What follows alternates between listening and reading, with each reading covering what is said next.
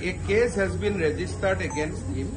So our police will go to West Bengal and will request government of West Bengal to hand over him to Assam.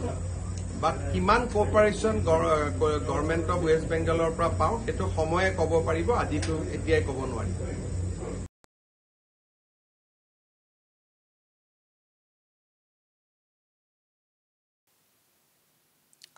দর্শক, এই বক্তব্য এসছে আসামের যিনি মুখ্যমন্ত্রী হিমন্ত বিশ্ব শর্মা একটি প্রশ্নের উত্তরে এটা বলেছেন যে একটা কেস হয়েছে, আসামের পুলিশ বেঙ্গলে যাবে, মানে বেঙ্গলে আসবে, তো তাকে ধরার ক্ষেত্রে আশা করব বেঙ্গল পুলিশ বা বেঙ্গল সরকার হেল্প করবে, সাহায্য করবে। তো এটাকে নিয়ে এখন একটা বিরাট চর্চা শুরু হয়ে গেছে, কি কেস, কাকে ধরতে আসবে আসাম পুলিশ এই বাংলাতে। এবং ওখানকার মুখ্যমন্ত্রী বলছেন যে বাংলার যারা আছেন পুলিশ বা সরকার যারা আছে তাদের সহযোগিতা কামনা করি, আশা করি তারা সহযোগিতা করবে। কি এমন বিষয়? দর্শক, এই বিষয়ে খোঁজ খবর নিতে গিয়ে যেটা আর কি জানা গেছে সেটা হচ্ছে যে এক যুবক, যার নামটা জানতে পারছি, এটাও কিন্তু সোশ্যাল মিডিয়াতে এসছে, আমি প্রোফাইল দেখাচ্ছি, দেখুন, ওয়াজাহাত খান কাদরি রশিদি। এই ব্যক্তি নাকি হিন্দু ধর্মের নানা বিষয়ে বাজে বাজে সব মন্তব্য করেছেন সোশ্যাল মিডিয়াতে। তার মধ্যে একটা মন্তব্য যেটা খুবই মারাত্মক মনে করা হচ্ছে, এই হচ্ছে ছবি। আর যে মন্তব্যকে ঘিরে আসামে যে রিয়াকশন তৈরি হয়েছে এবং যে কেস হয়েছে বলা হচ্ছে, সেটা হচ্ছে কামাখ্যা মন্দিরকে কেন্দ্র করে। কামাখ্যা মন্দিরকে কেন্দ্র করে খুব বাজে একটা মন্তব্য দেখতে পাচ্ছেন রয়েছে, আমি সেটা পড়ছি না, বাজে যেহেতু মন্তব্য। তো এটা নিয়ে কেস হয়েছে, আসামে কেস হয়েছে, আরো অনেক জায়গাতেই কেস হয়েছে। আমি যেমন আরেকটা কেস দেখছিলাম, মানে একজনই পাঠিয়েছেন, দার্জিলিং এ একটা মানে অভিযোগ দায়ের করা হয়েছে। আমি সেই কপিটাও দেখাতে পারি, দর্শক একটু ওয়েট করতে হবে। দার্জিলিং এও একটা কেসটা ঠোকা হয়েছে, তো ওয়েট, আমি কপিটা দেখানোর চেষ্টা করছি আপনাদেরকে। মানে যেহেতু এই ধরনের বাজে মন্তব্য পেয়েছি, যেহেতু এই ধরনের বাজে মন্তব্য থানায় থানায় কিন্তু কেস হচ্ছে। এটা হচ্ছে দার্জিলিং, আমি দেখতে পাচ্ছি। ওকে, তো এই হচ্ছে ব্যাপার। তো আসামে অভিযোগ হয়েছে, আসাম সরকার এটা খুব অ্যাক্টিভলি নিয়েছে এবং বলছে যে বেঙ্গলের কানেকশন যেহেতু পাওয়া গেছে তাকে আমরা ধরবো। আর এটাও শোনা যাচ্ছে এই যে ব্যক্তি, এই ব্যক্তির অভিযোগের ভিত্তিতেই নাকি যে ছাত্রীকে গ্রেপ্তার করা হয়েছে, আইনের ছাত্রী, কলকাতার বাসিন্দা কিন্তু পুনেতে পড়াশোনা করেন, শর্মিষ্ঠা পানলি, এই হচ্ছে তার ছবি। ওই ব্যক্তি অভিযোগ নাকি করেছেন যে শর্মিষ্ঠা পানলি বাজে মন্তব্য করেছেন তাদের ধর্মের সম্পর্কে, সেই জন্য ওরা গ্রেপ্তার করতে হবে। এবং সেই জন্য পুলিশ মানে একেবারে গুড়গাঁও থেকে ধরে নিয়ে এসছে। মানে এতটাই পুলিশ অ্যাক্টিভ যে একজন অভিযোগ করেছেন একজন ছাত্রীর বিরুদ্ধে যে তিনি নাকি ওই পেহেলগাঁও বা পাকিস্তান সম্পর্কে বলতে গিয়ে ধর্মকে আঘাত দিয়েছেন আর কি, এটা। তো সেই জন্য তাকে পুলিশ গুড়গাঁওয়ে গিয়ে ধরে এনেছে। এখন এটাই প্রশ্ন তৈরি হচ্ছে যে কলকাতার ছাত্রীকে যদি, মানে কলকাতার মেয়েকে যদি গুড়গাঁও থেকে পুলিশ ধরে আনতে পারে, তাহলে যে ব্যক্তি এই রকম বলে গেছেন এর আগে হিন্দু ধর্মের সম্পর্কে, মন্দির সম্পর্কে, তার বিরুদ্ধে ব্যবস্থা কোথায়? তো বেঙ্গল পুলিশ তো ব্যবস্থা নেবে না। তো ওদিকে আসামে কেস হয়ে গেছে এবং আসাম পুলিশ তো অ্যাক্টিভ হয়ে গেছে, এখন বলছে যে আমাদের পুলিশ যাবে, আমরা আশা করব যে বেঙ্গল পুলিশ যাতে আমাদেরকে হেল্প করে বা হ্যান্ড ওভার করে দেয়, সেটা আমরা আশা রাখি। দর্শক, আমি দেখতে পাচ্ছি এই যে আসাম মুখ্যমন্ত্রীর এই যে বক্তব্য, এটা সামনে আসার পরে আমি দেখছি যে অনেকেই মানে রিয়াকশন দিচ্ছেন, সোশ্যাল মিডিয়াতে অ্যাক্টিভ হচ্ছেন, অনেক কমেন্ট করছেন এবং আসামের মুখ্যমন্ত্রীর বক্তব্যকে শেয়ার করছেন। এই বাংলা থেকেও অনেকে করছেন, বিশেষ করে বিজেপি যারা আছেন তারা এটাকে শেয়ার করছেন। আমি তাদের মধ্যে একজনকে এই মুহূর্তে অনলাইনে নেওয়ার চেষ্টা করছি, বিজেপি নেত্রী কেয়া ঘোষকে। সকাল সকাল আমি নিলাম। কেয়া ঘোষ, আপনিও দেখলাম শেয়ার করেছেন হিমন্ত বিশ্ব শর্মার এই বক্তব্য। কি বিষয়টা কি যদি আরেকটু খোলাসা করে বলেন? দেখুন, আপনি যে ঘটনাটা বললেন, এই ওয়াজাহাত আলী খান, যে কিনা নিজে অন্য অন্য ধর্ম, বিশেষ করে হিন্দু ধর্মকে বিভিন্ন পোস্ট, আপনি যে একটা পোস্ট দেখালেন সেটা নয়, বিভিন্ন সময় বিভিন্ন পোস্টে সে হিন্দু ধর্মকে সে অপমান করেছে, সে নোংরা কুৎসিত ইঙ্গিত করেছে। সেই আবার শর্মিষ্ঠা পানোলির জন্য বলেছে আমার ধর্মকে আহ নিয়ে বাজে কথা বলা হয়েছে। বাজে কথাকে কখনোই সমর্থন করি না আমরা, ভারতীয় জনতা পার্টি বাজে কথাকে সমর্থন করে না। কিন্তু তার সঙ্গে এটাও সত্যি, তোমার ক্ষেত্রে যদি এটা খারাপ লেগে থাকে, তাহলে খারাপ লাগার অধিকার তো আমারও আছে। খারাপ লাগার অধিকার তো এই দেশের যারা 80% হিন্দু তাদেরও তো আছে। এবং সেই কারণেই শুধুমাত্র আপনি আপনাকে আরো আপডেট করে দিন, উত্তরপ্রদেশ থেকে, বিভিন্ন দেশ, দিল্লি থেকে, বিভিন্ন জায়গা থেকে এই ওয়াজাহাত আলী রাশিদি যে রয়েছে তার বিরুদ্ধে অভিযোগ দায়ের করা হয়েছে। এবং সব থেকে গুরুত্বপূর্ণ যেটা, এই রাশিদি ফাউন্ডেশন, যেটা নিয়ে এত একটু বিতর্ক হচ্ছে, রাশিদি ফাউন্ডেশনের শোনা যাচ্ছে এটা এদের মূল হেডকোয়ার্টার নাকি পাকিস্তান।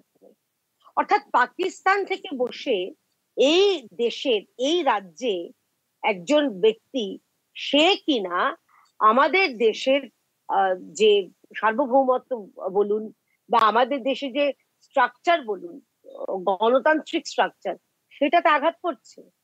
এটাও তো একটা ব্যাপার।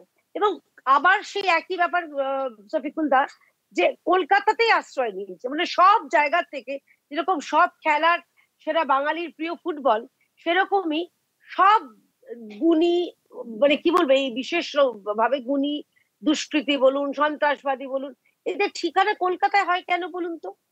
আপনি মুম্বাইতে কোনো সন্ত্রাসবাদী গ্রেপ্তার হলে বা কেরালা থেকে গ্রেপ্তার হলে বাংলাদেশিরা, তাদের আপনি ভোটার কার্ড, আধার কার্ড কোথা থেকে তৈরি করেছে? না পশ্চিমবঙ্গ থেকে। সন্ত্রাসবাদী কোথা থেকে গ্রেপ্তার হচ্ছে? না পশ্চিমবঙ্গ থেকে। বা অন্যান্য জায়গাও যে গ্রেপ্তার হচ্ছে, সব তাদের আশ্রয়স্থল পশ্চিমবঙ্গ বা বেঙ্গল কানেক্ট কোথাও না কোথাও আছে। আগে আমরা জানতাম বেঙ্গল মিনস বিজনেস, এখন আমরা জানি বেঙ্গল মিনস বোমা। কিন্তু এই বোমাটা শুধুমাত্র বোমা ফাটার বোমা নয়, কিছু কিছু বোমা হচ্ছে সোশ্যাল মিডিয়ায়। এটা 19 বছরের বা 20 বছরের মেয়ে, তার যে ধর্ম নিয়ে তার যে কটূক্তির অবশ্যই সমর্থন করি না, কিন্তু শুধুমাত্র একজনের ক্ষেত্রে একরকম নিয়ম, আরেকজনের ক্ষেত্রে একরকম নিয়ম কেন হবে? আর খুব ইন্টারেস্টিংলি, যখন সারা দেশে এই ওয়াজাহাতকে নিয়ে যখন আলোড়ন পড়লো সোশ্যাল মিডিয়ায়, ফেসবুক থেকে টুইটার, সেইখানে তখন আমরা কি দেখছি, তখন পশ্চিমবঙ্গ পুলিশ নড়ে চড়ে বসে তাকে, তার বিরুদ্ধে কেস রুজু করলো। এখানে খুব ইন্টারেস্টিং ব্যাপার আছে। এটাতে এরকম নয় যে যাতে তাকে হিমন্ত বিশ্ব শর্মার সরকার বা আসাম পুলিশ তাকে আসামে না নিয়ে যেতে পারে, সেই কারণে পশ্চিমবঙ্গ পুলিশ তাকে নিজেদের মায়ের আঁচলের মতন ঘেরাটোপে নিয়ে নিল। এটাও একটা প্রশ্ন। যে পুলিশ অনুব্রতকে 3 দিন, আমরা দেখছি 4 দিন বাইরে রেখে দিচ্ছে, সেই পুলিশ আবার এর ক্ষেত্রেও আমরা দেখলাম, শর্মিষ্ঠার ক্ষেত্রে এত প্রোঅ্যাক্টিভ হয়ে গুরুগ্রামে চলে গেছিল তাকে গ্রেপ্তার করতে। সে মন্তব্য করেছে, ডিলিট করেছে, ক্ষমাও চেয়েছে, কিন্তু তার বিরুদ্ধে এই চাপ আসলে কিচ্ছু না। ওই যে আবার দিনের শেষে দুধেল গাইকে তুষ্ট করার কারণে মমতা বন্দ্যোপাধ্যায় যে কি কি করতে পারেন আর কি কি করতে পারেন না, সেটাই দেখলাম আমরা। আচ্ছা, ওর মানে পরিচয় আর কি জানা গেছে কিছু, মানে বাড়ি টাড়ি কোথায়?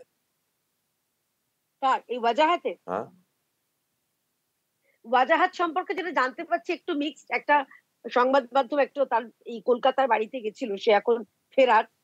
জানা যাচ্ছে যে সে হয় আসাম, না হলে উত্তরপ্রদেশ বা বিহারের বাসিন্দা, পশ্চিমবঙ্গে এসে রয়েছে, রাশিদি ফাউন্ডেশন চালায়। এবং রাশিদি ফাউন্ডেশনটা, আমি অনুরোধ করবো, আপনারা সংবাদ মাধ্যম রয়েছেন, আপনি সাংবাদিক, খোঁজ নিন রাশিদি ফাউন্ডেশনের অফিস কি, এর শেকড় কতটা গভীরে। কারণ যা তথ্য পাচ্ছে তো ভয়ঙ্কর। যদি পাকিস্তানে সত্যি অফিস হয়ে থাকে রাশিদি ফাউন্ডেশনের, সেটা দেশের পক্ষে ভয়ঙ্কর, দেশের নিরাপত্তার পক্ষে ভয়ঙ্কর। এবং তারই একজন মানুষে দিনে কলার উঁচিয়ে সে হিন্দু ধর্মকে দিনরাত গালাগালি করে যাচ্ছে, আর সে পার পেয়ে যাচ্ছে।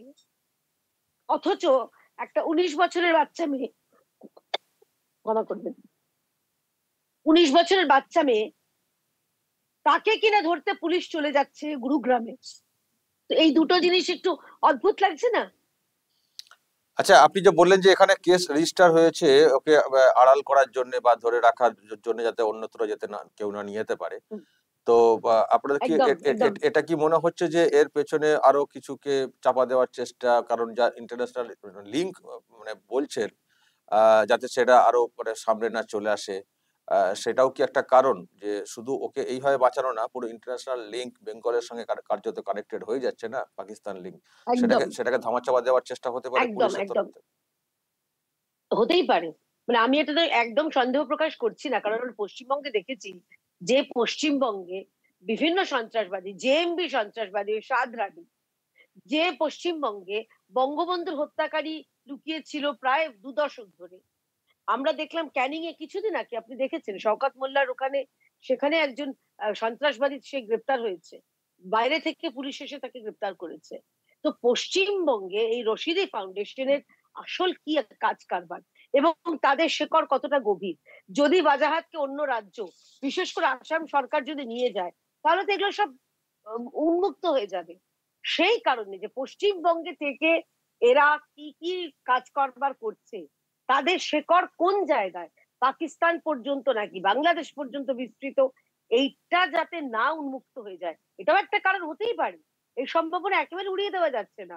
এবং তার সঙ্গে এটা এটা তো বটেই যে যে পুলিশ শর্মিষ্ঠাকে গ্রেপ্তার করতে, তাকে গুরুগ্রাম যেতে পারে, অনুব্রতকে গ্রেপ্তার করতে পারে না, সেই পুলিশই ওয়াজাহাতকে হঠাৎ যখন সোশ্যাল মিডিয়া আলোড়নের পরে কেন তারা নড়ে চড়ে বসেছে, ওই মায়ের আঁচলে আশ্রয় দেওয়ার মতন সম্ভাবনা কি উড়িয়ে দেওয়া যাচ্ছে? আমার তো মনে হয় না, হতেই পারে যে তাকে এইখানে আটকে রাখা মানে, আপনার মনে আছে একটা, আমি যেহেতু অনুব্রত বারবার বলছি, শিব ঠাকুর মন্ডলকে আপনার নিশ্চয়ই মনে আছে, যখন গরু পাচারে অনুব্রতকে নিয়ে যাওয়া হচ্ছে, হঠাৎ করে যে অনুব্রতের বিরুদ্ধে কেউ আওয়াজ করতো না, তার নামে একটা কেস হয়েছে, তার কেস থ্রেট করেছে বলে অনুব্রতকে পশ্চিমবঙ্গের জেলে 2 দিন বন্ধ রাখা হয়েছিল, লকআপে বন্ধ রাখা হয়েছিল থানায়।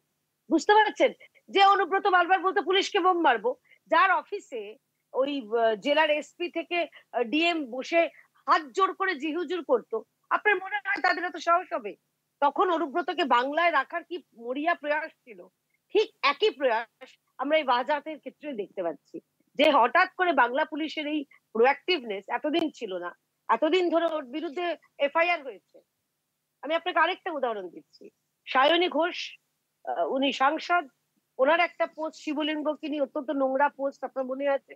তথাগত রায়, বিভিন্ন মানুষ এফআইআর করেছিলেন। সেই এফআইআর এ কেন সায়নী ঘোষের বিরুদ্ধে ব্যবস্থা নেওয়া হয়নি?